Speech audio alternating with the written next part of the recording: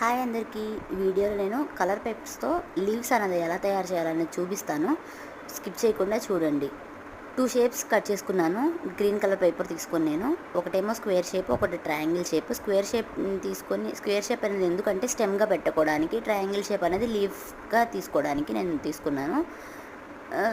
Triangle shape ఏంటంటే 2 sides ఈక్వల్గా తీసుకోండి. కింద కింద పార్ట్ వచ్చేటప్పటికి కొంచెం ఎక్కువ లెంత్ తీసుకోండి. ఫర్ ఎగ్జాంపుల్ అటు ఇటు ఒక 10 సెంటీమీటర్స్ తీసుకుంటే కింద పోర్షన్ ఒక 12 సెంటీమీటర్స్తో కట్ చేసుకోండి. అప్పుడు ఏంటంటే మనకి లీవ్స్ అనేది కొంచెం మంచిగా వస్తుంది. చూడండి ఎందుకు అనేది మీకు అర్థమవుతుంది. మొత్తం జస్ట్ ఫోల్డ్ చేసుకోవడమే, ఏమీ లేదు. ఫోల్డ్ చేసేసుకొని జస్ట్ ఇలా గ్లూతో స్టిక్ చేసుకోవడమే. నచ్చితే సబ్స్క్రైబ్ చేసుకోండి.